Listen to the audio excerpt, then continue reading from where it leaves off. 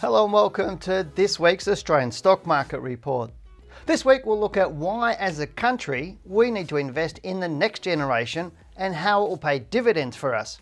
Then we'll get into the market so I can share with you my thoughts on the Australian stock market, where it's heading, along with answering all of your questions and looking at stocks for you. Hello, I'm Gillham, Chief Analyst here at Wealth Within, and we're Australia's most trusted stock market educators. Now before we move on, thank you for showing your support for our channel and hitting that subscribe button. Now remember, as you click that subscribe button, click the bell on the right of it so you keep up to date with our latest videos. Also remember to tune into our live Australian stock market show every Tuesday, 7 to 8 p.m. Australian Eastern Time. Now this is the show where you get to ask us, the stock market education and trading experts, to look at your favourite stocks and answer all of your most burning questions. There has been many a debate about the lack of financial literacy in Australia for quite some time, and how more should be done in schools to educate the next generation. Sadly, financial literacy continues to be a big issue in this country that impacts everybody. Currently, there's a lot of volatility in the stock market that is causing many investors to panic and make emotional rather than logical decisions about their investments. This is being driven because of the lack of financial literacy, as Australians lack knowledge as to how the stock market works and indeed how to invest properly. It's all too easy to default to what everyone else is doing, and that's investing your money in a managed fund, hoping you get a good return. Although doing this doesn't stop the average Australian from being worried, stressed or making poor decisions during volatile times like we are experiencing now. When speaking to individuals about their investments, it becomes very apparent that most do not fully understand what they've invested in. And it is this lack of knowledge and understanding that is causing so many to struggle to retire with sufficient funds to provide for a comfortable lifestyle. The answer to all this is quite simple, as knowledge overcomes fear, which is why I believe investors need to change their attitude from being ignorant to one of being informed and educated. The earlier you start to accumulate knowledge and understand your investments, the better off you will be. While the government encourages investors to be informed, particularly with the Money Smart website, I believe more needs to be done. It is for this reason why we need to ensure the younger generation is informed and educated, as it is this generation who are under more financial pressure than past generations as they struggle to buy their first home. As globalization grows and the world gets smaller, it will pay for us as a nation to have this younger generation more money smart, so that they will have the skills to not only protect our nation's wealth, but grow it in an increasingly competitive environment. So what were the best and worst performing sectors? Once again, the market has been down, with all of the sectors falling. Utilities is the best performing sector, down just under 3%, whilst communication services was down just over 3%, followed by healthcare down just under 4%. Hardest hit, which was not surprising to me, was the financial sector, which ended the week down over 14%, followed by information technology just over 13%, and energy was down just over 11%. When we're looking at the top 100 stocks, the best performers include A2 Milk, which was up over 8% for the week, with TPG up over 7%, followed by Sonic and APA Group, both up just over 2%. Looking at the worst performers, they include Link Administration, which was hit hard again and was down around 28%, whilst Flight Centre was down 26%, with Virgin Money down over 25% and Pendle Group just under 25%. So what do I expect in the market moving forward? Well, let's get into the charts for our S&P 500 All Ordinaries Index update for the week. We'll also answer your questions and look at the stocks you've chosen for me. Please remember that this report is an educational tool. While Wealth Within holds an Australian financial services license, the information featured in this program is general in nature and therefore should not be relied upon. Before making any investment decisions, you should consult a licensed professional who can advise whether your investment decisions are appropriate for you. We hope that you enjoy this week's report. Okay, what another exciting week on our stock market last week, and with it heavily down again. And I still think, the market has been oversold and on these fears of the coronavirus. Now, to me, you've got to separate the two. And I know a lot of people are out there commenting, and we've seen a lot more commenting on our YouTube channel. People saying, well, trying to label certain things and everything else. Some people saying to me, well, Dale doesn't understand. This is new. It's a whole new situation. No, it's not. It's just a different thing.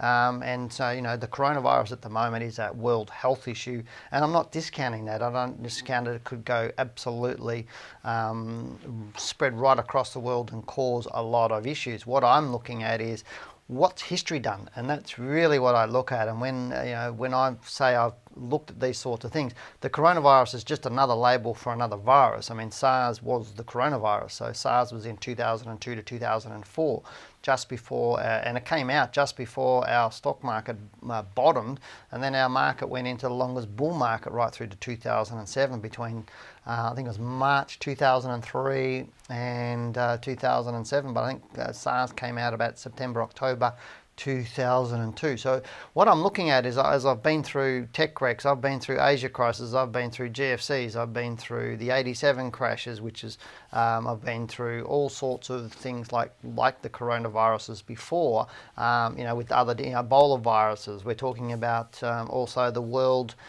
flu epidemic back, I think that was maybe 8 or 9 years ago from memory, where there was no flu vaccines around the world and people were panicking about everybody in nursing homes and the young and the old. It was exactly the same as what we're doing right now.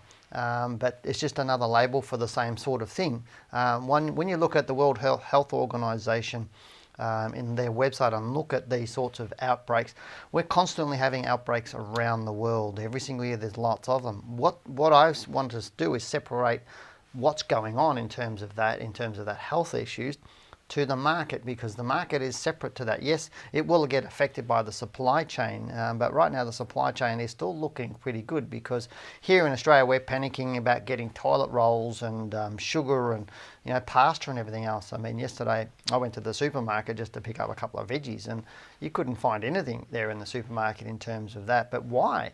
The average household uses one toilet roll, or average 4-person household uses one toilet roll a day. So a big packet of that's going to last you nearly a month, and there's no reason to buy up all this sort of stuff. But again, I understand people panicking because fear comes from not knowing, and the acronym for fear is false evidence appearing real. And so whilst I don't want to underplay the health issues with corona, I'm an expert on the stock market, and I understand how it's working and how the emotions of the market are working. And right now, I'm still not worried about our market. I think it's going to bounce, but I'll get onto the charts on that in a second. But I just wanted to say to you, now is not the time to panic. Now's the time to just have a calm head. And if you are panicking, that's a huge sign that you are not educated enough in the market, which is the topic of my report today. If you don't understand how the market unfolds, then maybe you should take some time to learn about it. Maybe not right now while the market's a little bit more volatile, but when times are good, study the market, study portfolio management. And it's a huge reason why you should be buying my book, because I'm getting lots of emails from people who've read my book who are not too stressed about it at the moment, and I think I'd rather be not stressed than living in a state of fear. But let's get into the market. I'll go and have a look at the All Ordinaries Index. Now, on the screen we've got a weekly chart of the All Ordinaries Index. It's the same one I've always had, and again it's saying the same area. I was expecting the low to happen in this blue area. We've fallen a little bit further than what I probably expected it, but I was looking somewhere between 6,200 and 6,300 points for the fall to move into. Right now it did close very low on the bar last week. You can see the close last Friday was right on the low, and we can see the move down from here is 13.7%. And I was expecting 8 to 12 roughly, and you probably would have heard me say with some of my videos in the past that every year the market will fall somewhere between 8 and 12%. Every so often it'll go 15 to 20%, and then other times it'll go 20+% like we saw in the GFC. So the larger the fall, the rarer it is. So 8 to 12% is so common, and as you saw my charts last week with our live show with Janine, you saw how many times in the last 10 years the market's fallen 10+%. So that's what I'm saying. Everything now is just so normal to me, it's not funny. The speed is probably the only thing that is a little bit abnormal, because even in the GFC, if I go back to the GFC, you can see the fall from that was a bit slower. So that's why I'm thinking our market will bounce. I think it'll go up this week. I think we'll see a nice move up and we'll close higher. My expectation is on a monthly basis, if I go to the monthly area there, looking at this, my expectation is we'll see it open, the monthly open here at 6511. My expectation is that the market will trade above that and close higher for March. That's what I'm leaning towards. Now, could I be right or could I be wrong? Yes, I could be both. And as I was saying just a bit earlier, you're not going to be 100% right. What I need to see if this market is bullish. If it does close higher, then the next few months are going to be bullish on our market.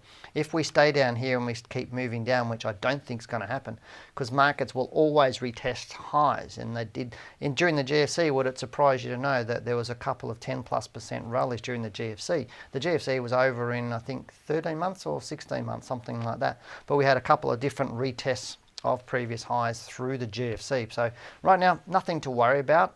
If you do have your stop losses triggered, that's what happens when it comes to trading. But right now, I think the market is looking better. I do expect it to go up this week. I'm expecting maybe 1 to 4 weeks up. That'll tell me the more medium to longer term picture on our market. But look for stocks, don't catch falling knives. So let's get into the questions now for this week. Alrighty, and the first question we've got today is from Brett, who says, "Hi Dale, I'm overweight in CSL, but I'm very confident I have nothing to worry about as they are such a strong company. Appreciate your opinion." Now, I did go back to him and ask him, how overweight are you? Because sometimes you're overweight in a stock because you've just bought way too much of that stock, or you're overweight because it's grown to be a big chunk of your portfolio. For example, if you had $10,000 and you put $1,000 on each stock, and one of those stocks rose very, very strongly, let's say 200-300%, it could be taking up a big chunk of that portfolio. Rather than being 10% of it, it could end up being 30 to 50 or 60% of it. And a lot of people think that's overweight in their portfolio. I'm not necessarily agreeing with that sort of theory, but he came back and said 80% of his portfolio is CSL. That's probably overweight, because if it's 80% of your portfolio, that would suggest to me you don't have too many stocks in your portfolio. So that's possible. If you've only got 2 stocks, it can be 80%. That's not an issue to me, because CSL has been a very, very bullish stock. But if you've got 8 or 10 or 12 stocks and it's gone to be 80%, then it would suggest to me your position sizing is not accurate. But I don't have a big issue with CSL, because you're right, it's a very, very good stock. It's constantly been a beautiful bullish stock. It's actually, that and Cochlear been 2 of the best stocks on our market for such a long time. It's not funny. So what's it doing right now? So on the chart, let's go and have a quick look at that. If you look on the left hand side, you see how bullish this stock is. This is 1 month down, and it gapped down and it's traded up so far in March. So we're only I think it was Friday was the 5th of March. Or 6th of March, I can't remember the exact date of it, but in the first 6 days it gapped down and has traded up, and you can see here one bar down here and then it's traded the other way. So to me, nothing to be stressed about here, matey. I think it is a good company. I think it's best to hold this sort of stock. Would I be looking to enter right now if I didn't own it? I think I'd be sitting back just watching a little bit. Would I be selling it? Definitely not. I'd be still hanging on to it. It does look beautiful for a stock, and it's a really good stock for more of a buy and hold portfolio, although I don't promote people have a buy and hold portfolio, but this one won't give you too much grief. So thanks for giving us your question. The next question we have is from, I'm not sure how to say your name, or Mornia, I'm not sure exactly. Please excuse me if I've said it the wrong way. Who says, "Hi Dale, thank you for your report." My pleasure, matey. I hope you read this and answer me by tomorrow program. Well, I've read it, and we're going through that right now. You're encouraging new investors to set up stop loss rules, which is normally set between 10 to 12 and even 15% of each single stock. On the other hand, you believe that the market is overreacting to the coronavirus. So I agree, yes. I normally say to people somewhere between 10 and 15% for their stop losses. And yeah, I think I still believe the market is overreacting to the coronavirus, because that's what happens. That's human behavior. But they go on to say, and a true investor shouldn't buy manufactured fear, which I totally agree. Now, as a result of the stocks have fallen significantly, which means a lot of your student stop loss rules have been triggered. Don't you think you've been part of this sell-off, which you not agree with? You are to a degree right. Absolutely, because obviously when stop losses get triggered, you become then part of that, I suppose, panic, if that makes sense, because people overselling. Now, we're seeing stops do get triggered, but when you're getting stops triggered, it's very, very short term. Stocks don't push crashes down. They just cause a very short term emotion over a period of a few days, because generally people have their stop losses and they're set for a reason around 10 to 15% depending on the volatility of the stock. There's a lot of technical reasons behind it. It's just not an arbitrary figure that we come up with, because basically what you want to do where you set your stop losses, you want to hold on to a stock and be in it 80 to 90% of the time of a run. So a bullish move from a low to a high. If your stop losses are set, so you stay in that stock for 80 to 90% of that whole movement, then your stop losses are set at the right point. If you're getting in and out because your stop loss gets triggered, that means your stop losses are way too tight. Also, if you have your stop loss too far out, let's say 20%, and you see it drop too far, then you're costing your money on your portfolio. But 15% is enough so that you get the movement in the stock, which is a little bit more volatile, but also preserving capital and your ability to make profits after that. Because at the end of the day, if you lose 15%, then you've got to make 18% just to break even again. But to some degree, I agree with you. As I said, as stops get triggered, it does push the market down a little bit, but it's very short term. So the market is not necessarily reacting, or late last week, on stop losses.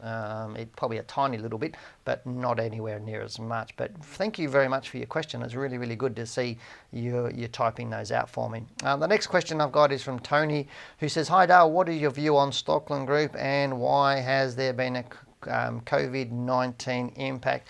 Mate, I don't care why there's been a COVID-19 coronavirus impact on the stock, because it's irrelevant, completely 100% irrelevant. And I know some people go, well, how can you discount that? I can. It's simple, because if I'm looking at a stock, I'm looking at the stock. Whatever's happening around the world will already be factored into whatever the price of the stock is. And this is where I think we need to look at things in a bigger picture. Don't look at them in the terms of 1 day or 1 week. And 1 day and 1 week doesn't make a trader. And I think the biggest sin that people can do on the market is look at it on a daily basis. When you do look at it on the bigger picture, you'll see a different story unfolding. And the analogy I use, if you have your face pressed up against a step in a stairwell, do you know whether you're at the top of the building or the bottom of the building or halfway up? You don't. And the thing is only when you start to move back do you actually see the full view. And right now, the full view of our Australian market is it's still bullish. Even with the fall that we've had, technically it's still bullish. And so I need to, as a trader, assume it's going to continue to be bullish until it tells me otherwise. And that's why I'm remaining that strong, my strong view on that being bullish. Again, as I said earlier, I can be wrong. And that's the thing is most people will watch these videos saying Dale gets it right nearly all the time, but then sometimes I'm going to get it wrong. So that's why you need to have rules around your buying and selling. But let's get into Stockland and have a bit of a look at that right now. And I'll just click on the chart for Stockland. Stockland has been quite bullish since early 2019 there, since January 2019 or February there. We can see it's beautifully taking off. A little bit of weakness because of what's been going on, the volatility on the marketplace, so that prior week. But here's a good sign. Look, it gapped down and traded right up. And this is one of those reasons why I'm looking at some of these stocks saying, well, I think the market could bounce. Now, it did get hit.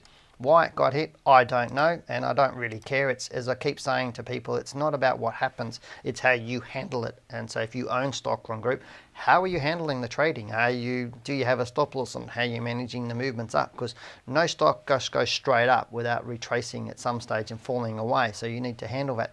So it went down 17%. If depending on where you had your stop losses and how you did that, is what you would have done. But I wouldn't, there's no reason for me, if I owned this stock prior to what was been going on with coronavirus, I would still personally be in it because my stop losses haven't been triggered on this stock. Currently you're down 13.2 from the high, but not necessarily from where you might have bought it. So right now nothing's to be worried about, all looking good, matey. So thanks very much for the question, Tony. I really think there's some really good things to learn around this time, and to when you're getting volatility is when you really do learn what you do know and what you don't know, and a lot of people don't appreciate what they don't know, and so what you need to do is actually start figuring out the market. If you haven't read my book, read the book, because it'll give you a lot more peace of mind about what you're doing, how you're trading, and how you're managing your portfolio. Next question we got from somebody called a Redneck Racer, who's asked, Dale, I'd like to hear your thoughts on Fisher & Paykel, or FPH. So let's have a quick look at Fisher & Paykel here, and I'll click on that. Again, another bullish stock, looking awesome. Nothing much more to say about here. I mean, this is so awesome. It hardly been affected by this whole volatility on the market. Last week it did gap down a little bit, traded right up, came right back down again, but it's just holding. That's really what it is at the moment. If you don't own it, I wouldn't be buying into it right now. If you do own it, I'd still be sitting on it. But thanks for the question, Redneck. It really does pay, and it's probably a good example of showing people that not all stocks will fall when the market's falling, and you need to only look at, there's probably somewhere between 10 and 30% of stocks on the Australian market that if I go and looked at the 500 stocks in the All Ordinaries Index, I'd probably find between 10 and 30% of them have traded up this past month or the last few weeks, with a certain amount obviously going the opposite way. So it's just about finding good, strong stocks that do look good and are presenting opportunities, but don't catch falling knives. The next question we got from Fahed, who says, Hi Dale, thank you for your report and the live show on Tuesdays. That's my pleasure, matey. He says, I've been reading your book, Accelerate Your Wealth, and I feel more comfortable trading now that I have solid rules to back me up. Well, that's fantastic. Good to see you're getting a lot more peace of mind, and that's what I was saying a little bit earlier. If you're nervous and you're panicking or you're stressed about your stocks, that's a huge sign that you are not educated enough, and you get my book, get into one of our courses, and it will clean all of that up for you. He says, could you please take a look at CGF for me, or Challenger Financial Group for me next week? I can see an uptrend on both the monthly and weekly charts and looking to enter the stock, but just a bit worried with the overall market volatility at the moment. So let's go and have a look at CGF and just see whether it's a nice little opportunity. Now, you've seen the move down here. It was moving up in a nice little uptrend on both the weekly and the monthly charts. Now it's just coming back to normal. It's coming back to this sort of area, so I would expect it to probably find some support. Way too early at the moment to be looking at buying it. As you can see, it has fallen reasonably heavy from that high. It's currently down around 20%, which suggests it's a bit weaker to me. It's fallen more than the market, and so there's a lot of, but then the financial stocks got sold off, the banks and everything got sold off, which is really surprised to me. As I was saying a little bit earlier in the report, I didn't expect financials to be sold off this much, but then they're more likely to bounce a little bit harder as well. So stick with it at this point in time. Keep watching it. I'd probably be a couple of weeks before I would look at getting into this stock. I want to see it stop falling, and I want to see it start rising. But I also want to see it telling me that it's not going to fall away, and that's having some of those rules around where it stopped, how it's unfolding, the patterns it's moving, what's the price movement of that over that period of time. So right now is the time to not jump in early, just to sit back and wait and see what's happening on the stock. And as I said, making sure it's giving you signs of strength. But thanks for sending in your question, matey. I really do appreciate it. And thanks for the others that did send their questions in. And if you do have a question for me, like the others, just stick them below and get typing, and I'll get to answering them next week. Remember that on this channel we do these Monday market reports every single week. We also do our live streaming show every Tuesday, 7 to 8 p.m. Australian Eastern Time. So also remember, hit that subscribe button now, hit the big button there, and click the bell on the right of it so you know when we go live with some new videos. But for now, I'm Dale Gillham, the Chief Analyst here at Wealth Within. Goodbye, good luck, and good trading.